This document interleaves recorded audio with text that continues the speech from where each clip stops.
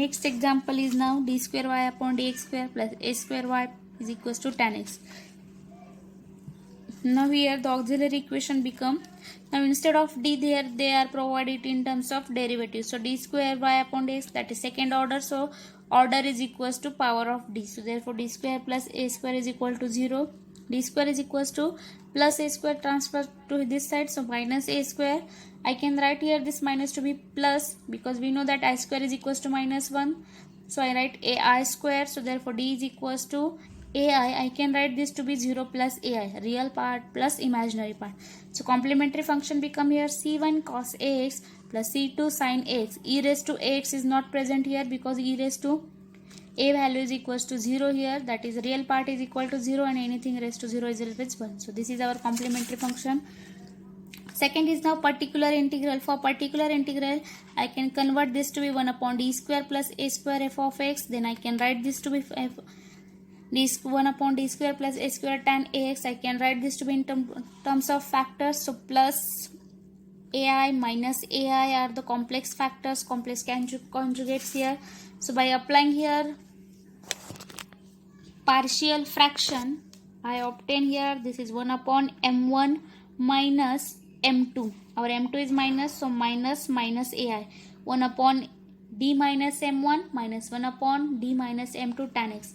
Secondly, this ai minus become plus, so that is 1 upon 2 ai 1 upon d plus ai tan x minus 1 upon 2 ai minus into 1 upon d minus ai tan x. Next is now I can convert firstly one part and then secondly I have started firstly for negative term. So now 1 upon d minus ai tan ax is equals to, I can write this to be e raised to aix integration of e raised to minus aix, as it is negative, so for first part is positive, then negative into f of x, that means tan ax is also here present. Then after that I can see here it is trigonometric term, so I can convert this to be into trigonometric form. In Euler's formula we have seen that e raised to I theta is equals to cos theta plus I sin theta. So instead of theta here it is aix, so ax is given here, so e raised to aix, that is the outer side of integration, as it is integration of, I can convert this into this Euler form in trigonometric, so that become here cos ax minus I sin ax into, I can also convert this tan x into sin upon cos, because all the terms in terms of sin and cos, so sin ax upon cos x dx. Then secondly I can take multiplication with now here, so this sin ax into cos x become here, or we can say now this multiplication in this way, so sin ax cos x becomes sin ax into cos ax upon cos x, then minus I, this I is as it is, sin into sin become cosine square x. Secondly, numerator denominator product is happen here. Next part is now, nextly I have to separate its denominator. So I separate here the sin x cos ax upon cos ax, middle sign is minus, I is constant, integration of sin square upon cos ax dx, cos get cancel, only sin ax into dx, minus I, sin square can be written as here, I have convert this tan x into sin x, but it cannot work, so in next step I have convert this here, because see in denominator it is cos, sin x can be easily integrable, if I put this to be tan into sin, so it cannot be integrable form, so I can apply.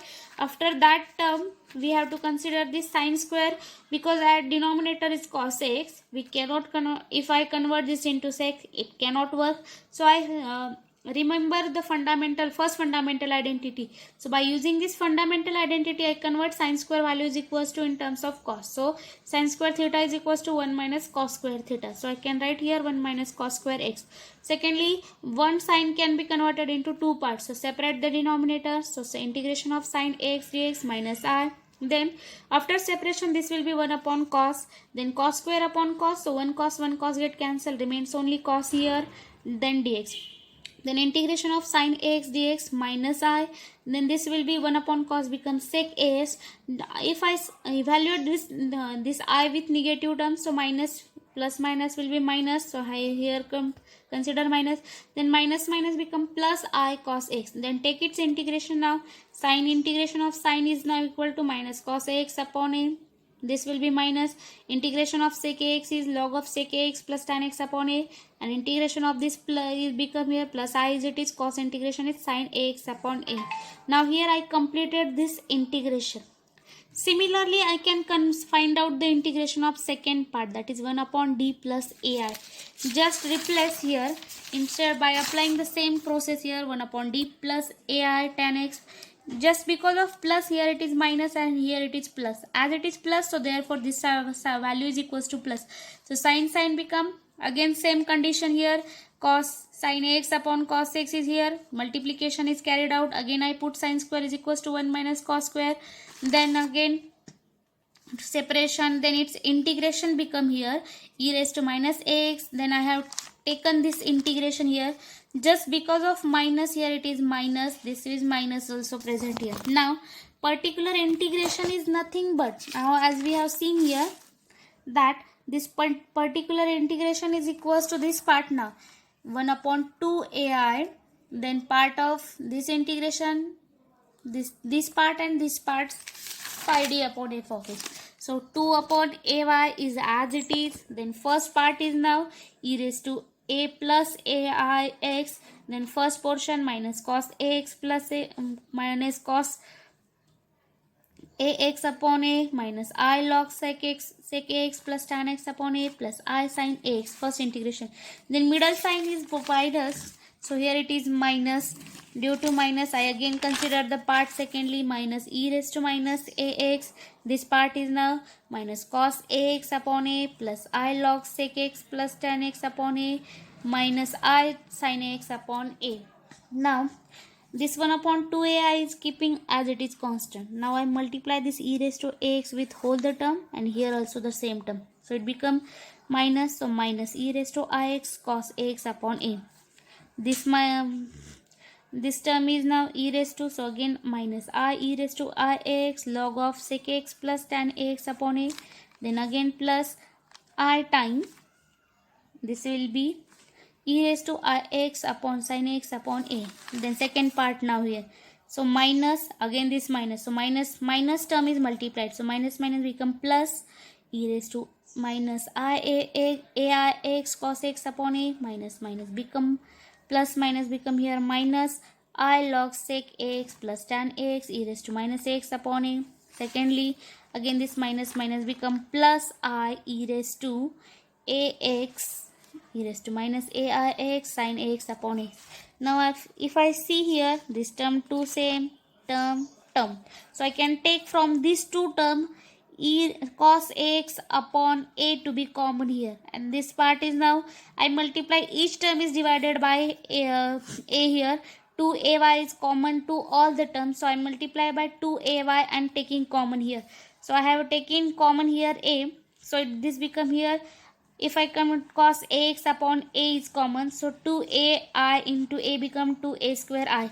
After taking this part and this part common, so here it become minus e raised to aix plus e raised to minus aix. Similarly, if you see both the terms are negative, so it is simplified to take minus sign to be common.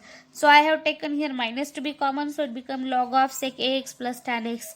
I is also common, but after multiplying this, so I get cancelled. So 1 upon 2a square e raised to aix plus e raised to minus aix.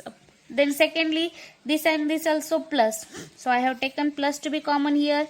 So become I, then sin ax upon 2a square I is common. E raised to aix plus e raised to minus aix is common.